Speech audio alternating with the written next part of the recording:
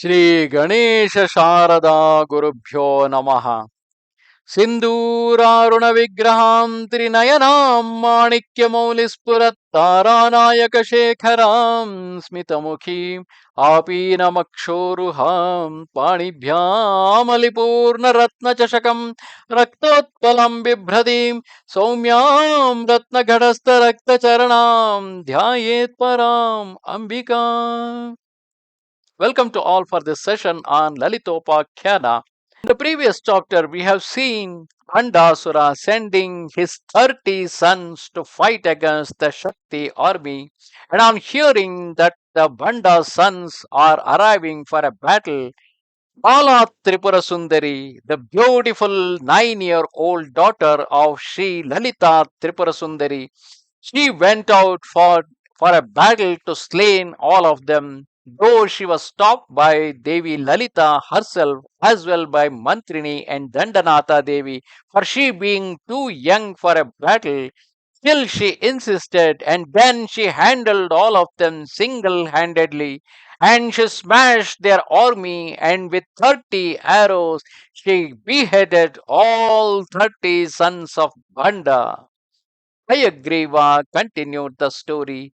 On hearing the unbelievable bad tidings of the death of all his 30 sons at the hands of a mere girl of 9-year-old, Bhandasura was cowed down with grief and burned with wrath and hate for his foes. With stifled voice and choking throat, he bewailed the loss of his precious sons. Ah, my beloved sons, alas, where are you? Ah, my brave and mighty offsprings, ah, the lotuses of my heart, ah, the apple of my eyes, ah, my descendants who will never be.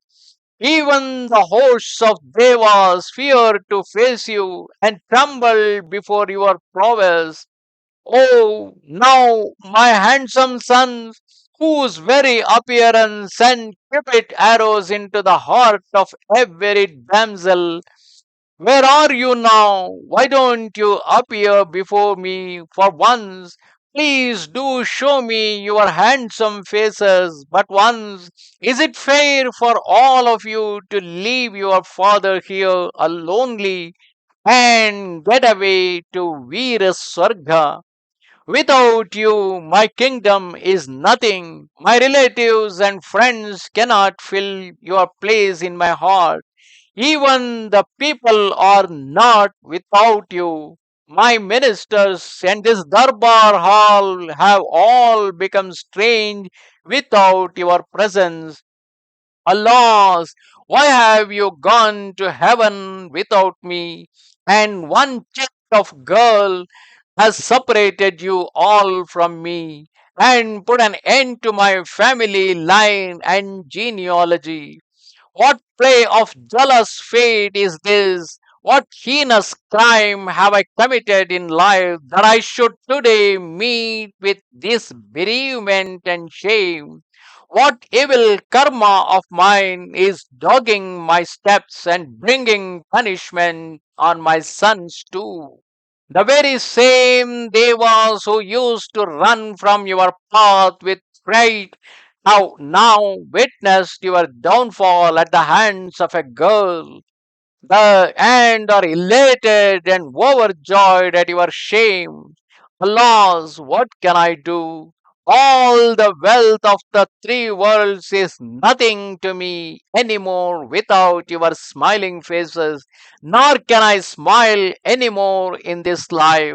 The good self effort or karma of my previous lives alone was responsible for your being born as my sons. I was lucky in that with you all in heaven now, I am as good as dead here on earth. I am undone, I am lost. So saying and shedding hot tears, he swooned and fell to the ground. Seeing their lord and master falling down from his high throne, Vishanga, and Kutilaksha sprang to his side, sprinkled cool water on his face, and fanned it to bring him around. When he came to, Vishukra spoke to him thus: "O king, why do you lose courage and lament like an ordinary man? Thou knowest that your sons are now happy in Danava heaven, having earned its enjoyment by the strength of their shoulders and by dying while fighting bravely. Is it not coveted end of every brave person?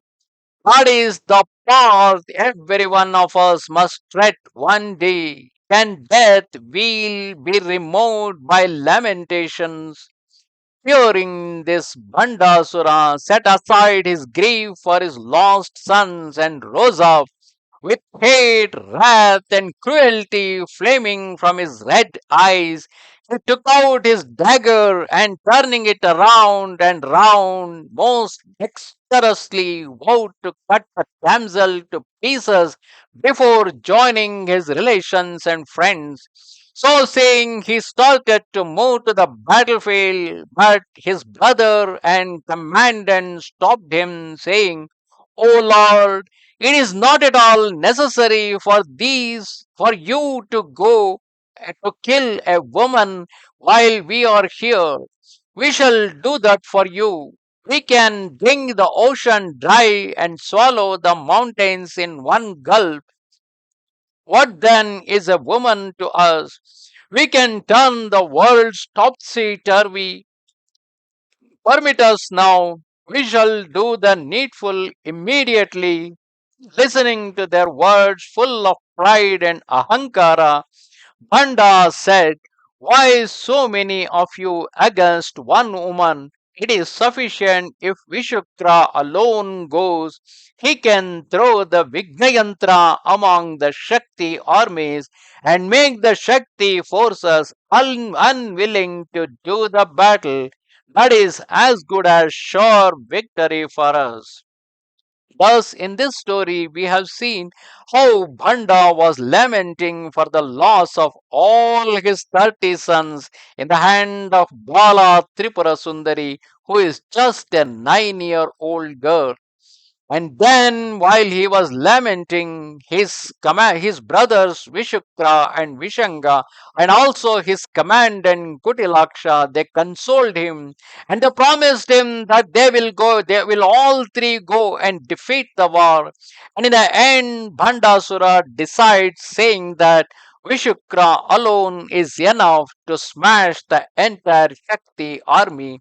Let him first go and throw the Mahavignayantra, which will going to make the Shakti army be getting unwilling to do the battle. So let him throw the Vignayantra in the mid of Shakti army, and that will certainly provide the victory for us.